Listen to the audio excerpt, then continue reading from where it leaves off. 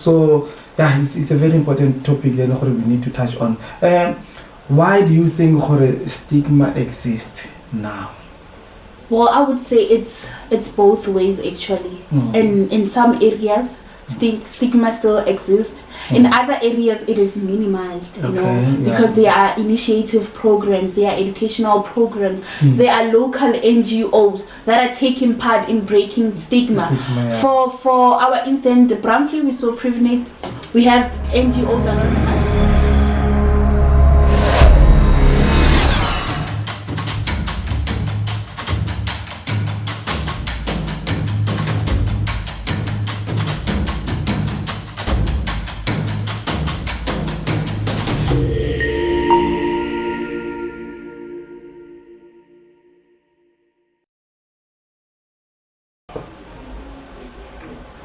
Okay guys, welcome to Western Podcast with the twins. Today we share another one episode. Like one of the young people, Mokasi on a brand flavor Tom Timore promoter this time. So only Talosa or a Kemang with a but then Clementine Tiba. Welcome. Thank you so much. Thank you. It is such an honor to be here, firstly and foremost.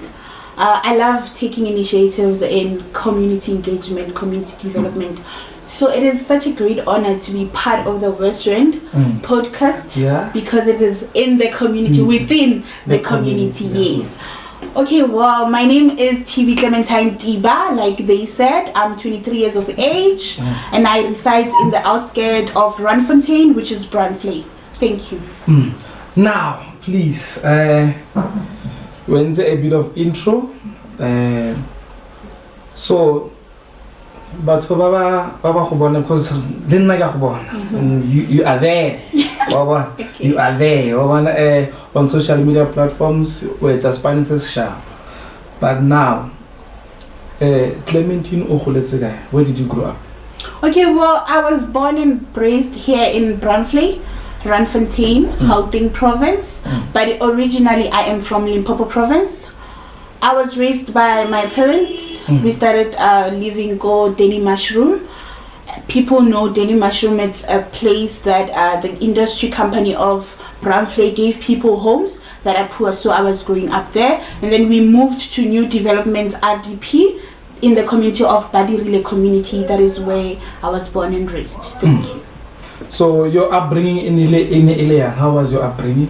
Well, to be honest, growing up, it was not easy at first because my mom and my dad splitted children. Okay. My dad was raising boys and my mom was raising girls. Yeah. It was not easy at first to be raised by a mom alone because she was the only breadwinner at home.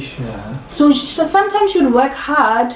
And then there was a time she got sick and then she decided not to go to work. Yeah. So my elder sister had to drop out of school to take care of us. I would say it was such a painful upbringing, but with support and unison of family, we managed to overcome all the challenges. But then God was on our side. With God on our side, things change and So it's a good story. So now, I want to know, like, what Clementine is she doing for a living? Where's her aim? I'm currently a Global Citizen Fellow under the Global Citizen Fellowship Program. It is a program that works with empowering young people with skills development, empowerment, and especially it is more directed to marginalized communities. It is more of empowering youth from different backgrounds. So I'm a Global Citizen Fellow. Okay, so that's a nice profession. It sound. So now, like, key challenges young people face in terms of your work, or what are you advocating for in terms of how challenges young people are facing in accessing primary health care? Well, first and foremost, I'm a Global Citizen Fellow, like I've said. we had a educational campaign on menstrual hygiene management. It is about to end extreme poverty. Like menstruation is a topic that is not discussed in the health sector, right? So challenges that people face in accessing primary health care. Before I was a CLM field advocator, meaning community-led monitoring and advocacy field researcher in the local clinics. While I was doing research in the local clinics, the challenges that I saw is that young people are afraid to access primary health care because of past experiences they have encountered with healthcare providers, and also lack of information and fear of the unknown. And there's this thing battling syndrome, and that as well. I feel like we need information. So lack of information, especially in rural developing areas, it is a huge barrier, because people think when you access the facility, you're only accessing for medication, but they are wrong. There's so many broad services in the facilities. You can go for information inquiry with a certain disease that has arisen, or you can go to get pamphlets. So I think we need to bring more education, because the biggest challenge is fear of the unknown. That is that, and also the stigma around accessing health care.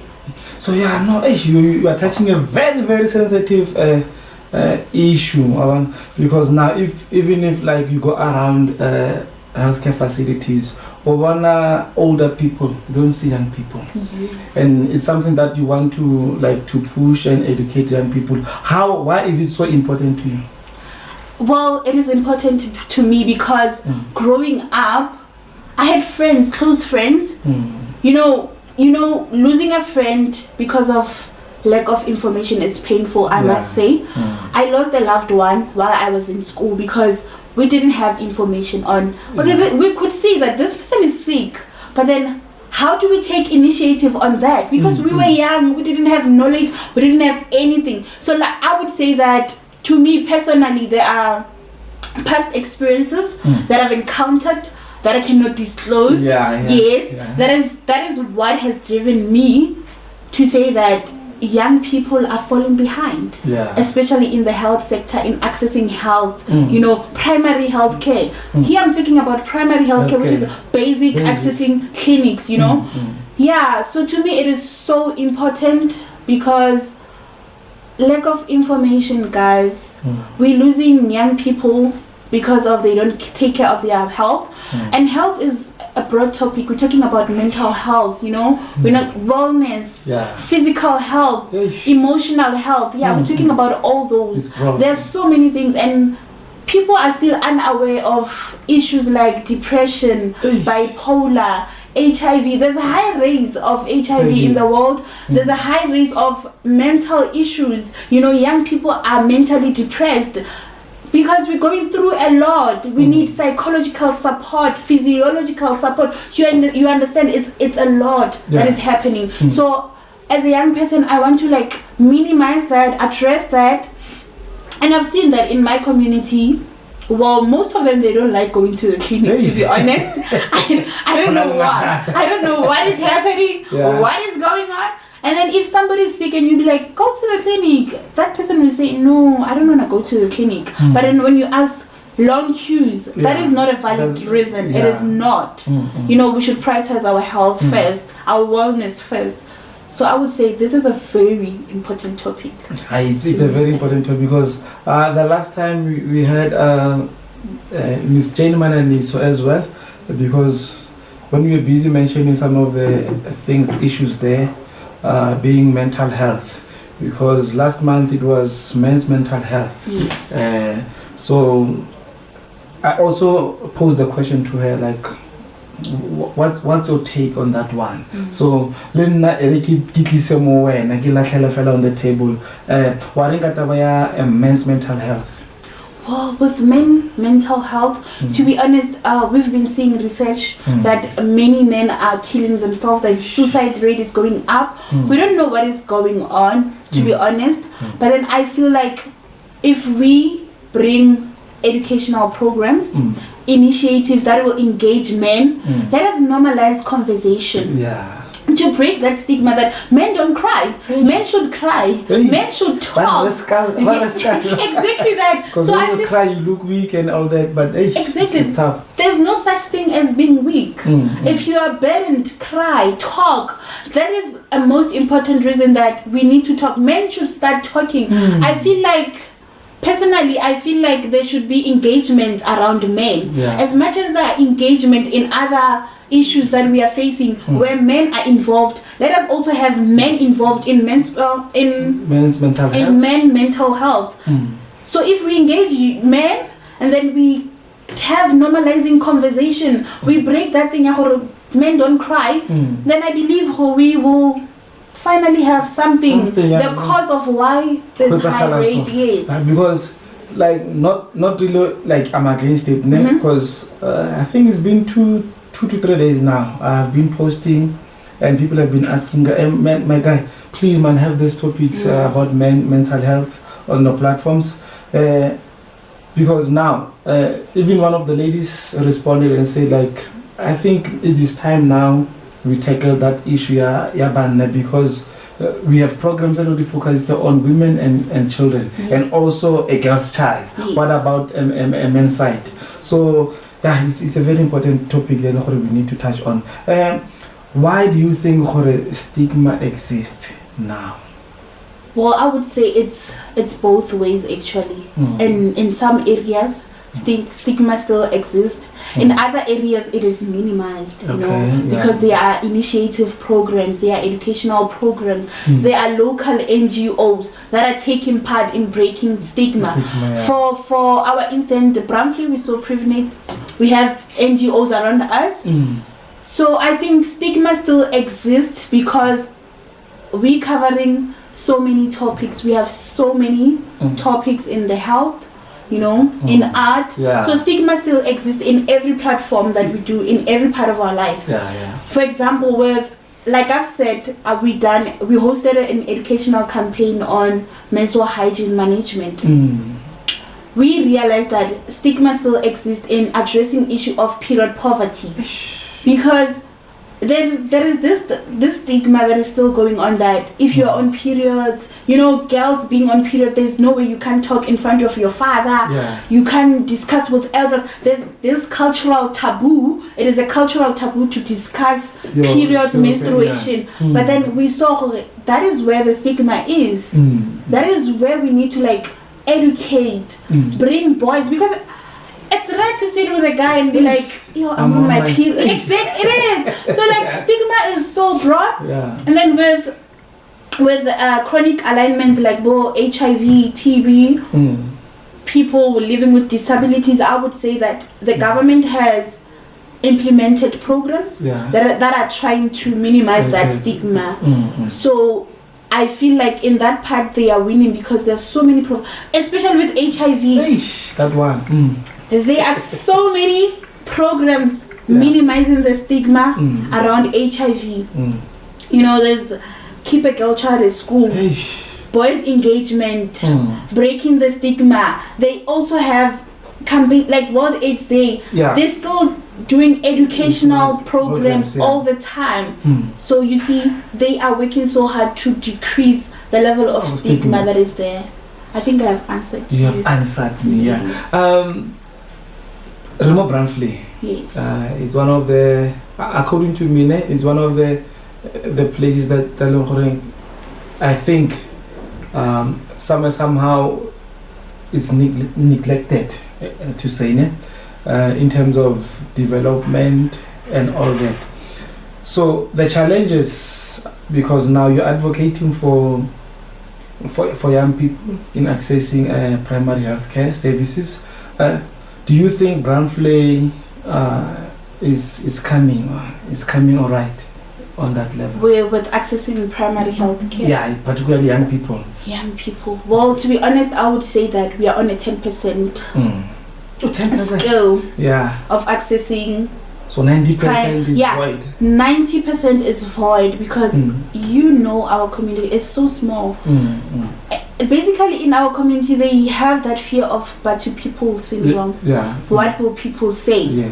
Exactly. And we are so secretive to a point that we don't want to engage, we don't want to educate. Everyone is just looking at their own life, focusing on their own life. You know, we don't have tirisano mmogo. You see that your neighbor is not okay. Yeah. Especially if I'm a young person and I have a friend, I could tell that my friend is not okay. My friend, health-wise, you could tell. My friend is not okay. Something is wrong. We are afraid to talk about issues that affect our health. You know, that's why there's high rate of teenage pregnancy in our community. Because why? The clinic is just right here, but we're not accessing the family planning contraceptive services that are available for free. We're not going there to inquire information. Yeah. You see that we have girls doing abortions because of we are scared of going to the clinic.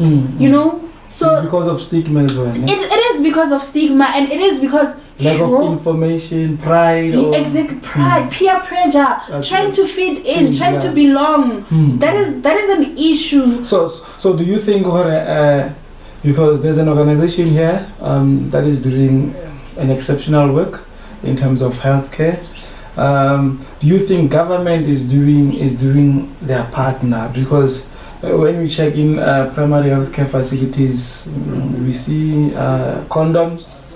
But when you go to schools, we don't see, because you were last month, I think it's last month or a month after that one, before that one, you had a campaign driving the issue. It was a program about period pains or menstruation. Menstruation. So now, do you think government is doing enough to curb that one?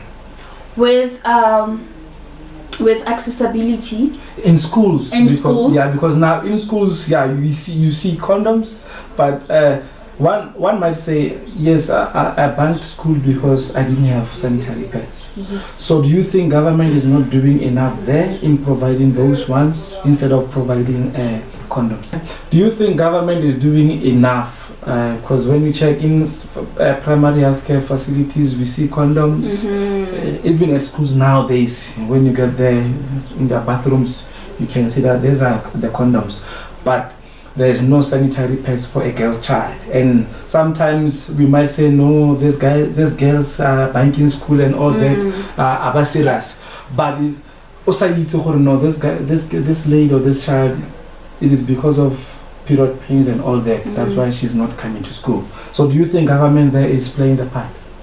You know, with that question, I would say that the same way they implemented policies that condoms should be free, it is the same way government should implement policies that sanitary pads should be free. Because they made condoms to be a national emergency because they were trying to decrease again the high rate of HIV. So same way they should make sanitary pads a national emergency because period poverty is real, guys. It's everywhere. It doesn't only affect our mental health, our dignity, our equality, and confidence as well. And then mental health, menstrual hygiene management goes with a lot. It goes with having the correct infrastructure, water and sanitation. So you understand, it is an emergency. I would say it is an emergency. The government needs to hear us and make it a national emergency. That is my take on and that. And guys, you're still watching Western Podcast with the twins.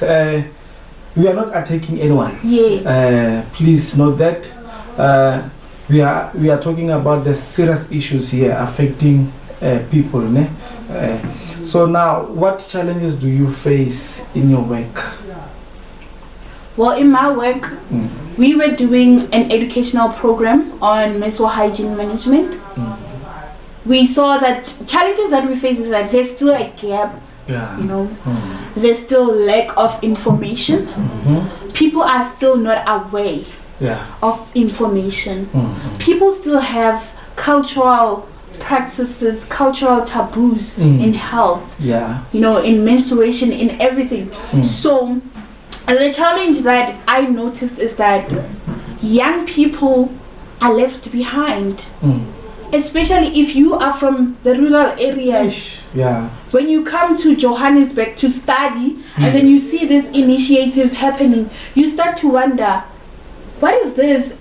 At home, there's nothing like this, you see? So you creating, there's a barrier, you know. that is what is happening. That is the challenge that we are facing, and to minimize that and to fix that, we've been hosting educational campaigns on menstruation, and also there are initiatives that are working on that. There's so many organizations working with menstruation, so many organizations working with health, trying to minimize the stigma that young people are facing in terms of going to the facilities. So there's a lot. There's a lot happening, and we are still going to work a lot. Hey guys, we are still joined by Clementine, guys. Tiba. Hey, we advocate for you guys, young people, particularly ladies.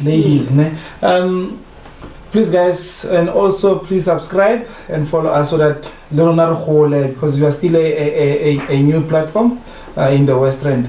So, as a young person, particularly a lady, a young lady, and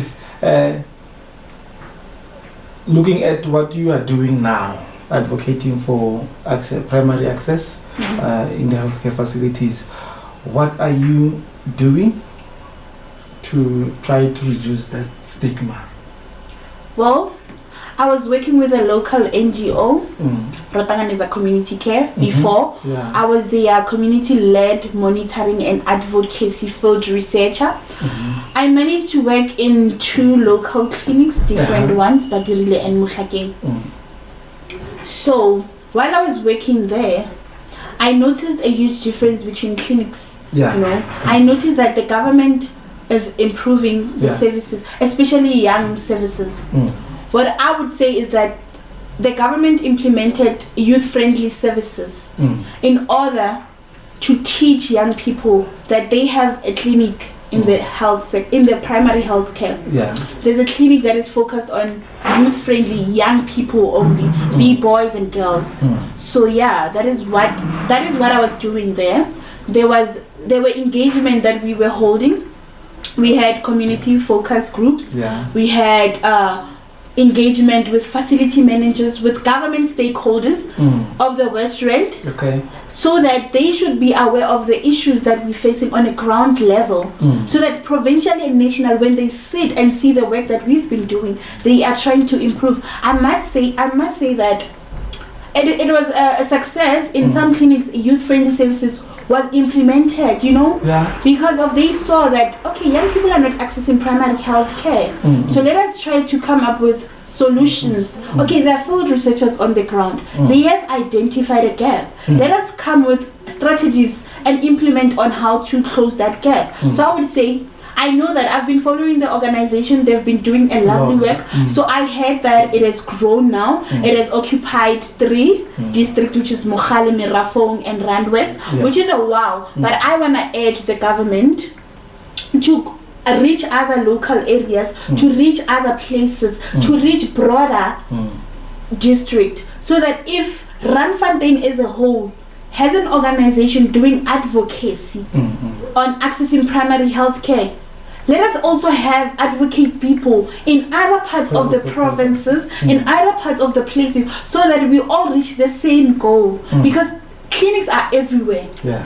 Clinics are everywhere. So let us all have researchers. Let them create job opportunities. Yes, they are funding local NGOs. There are so many local NGOs dealing with health.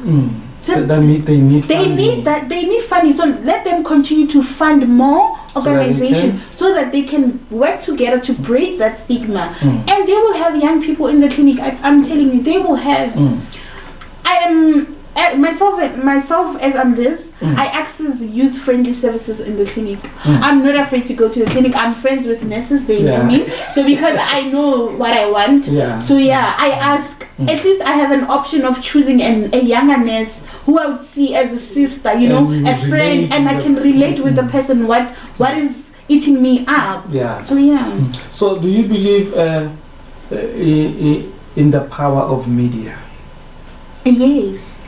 Because I think maybe sometimes, or maybe let me ask this question: do you think in terms of information being out there, do you think maybe young people they are not going there because information is more in traditional way, and pamphlets, because now there's access to phones and all that. Do you think maybe there's too much information in media platforms? There is. I don't want to lie. There's so many information because we now have YouTube channels, different kinds of YouTube channels covering different topics. Yourself, you are a podcast. You're covering so many topics.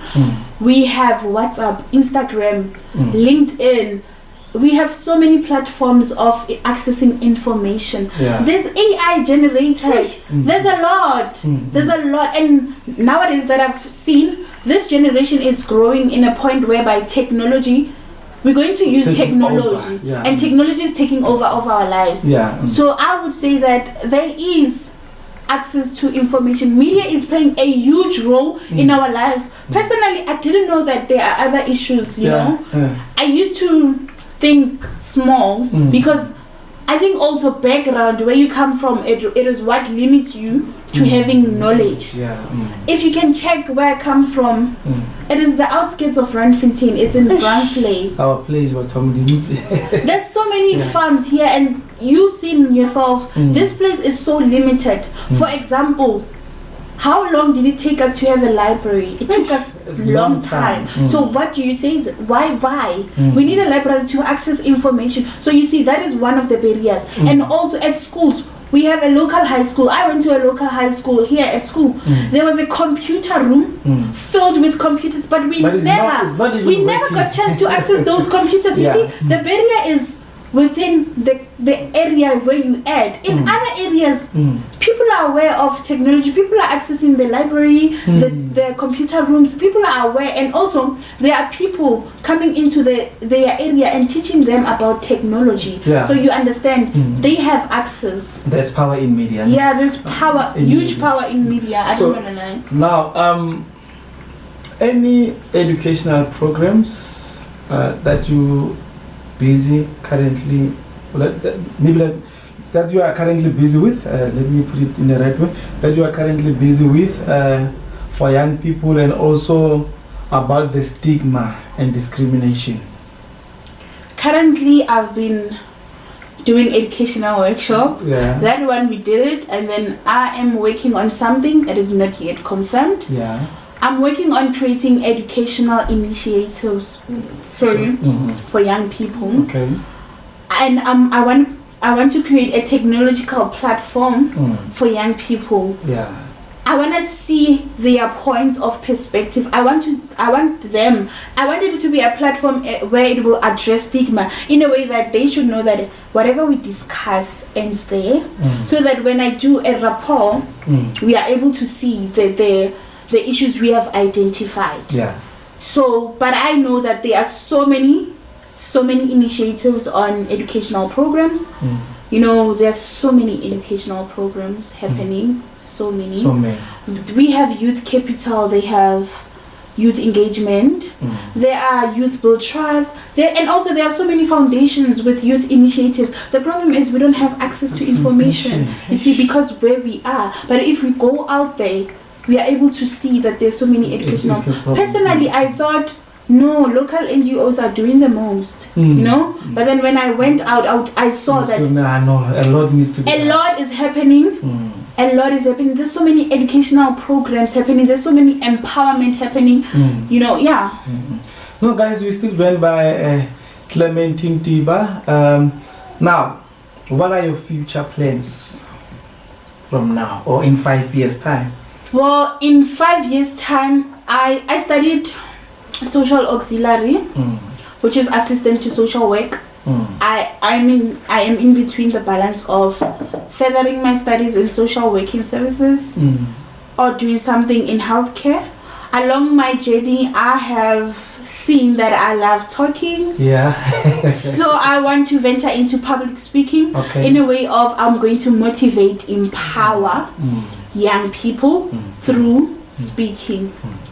Yes, and also in the next 5 years, I see myself as that leader who would have impacted so many young individuals in my community and also in other communities. And also I see myself being that person working with young people, and I see myself having engagement, you know, having a platform that will address issues that young people face, especially in accessing health as abroad.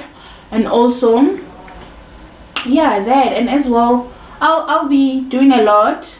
I know that I'll be doing a lot. Yeah, and she's doing a lot. I know. Who be palama the airplanes, and like I believe we have followers of young people. Yes. And because you are doing a great job in your space, what is your message to them? One might say, I want to be like her and all that. I want to do great things, or I want to be mentored by her. So, like, what is your message to young people, particularly girls?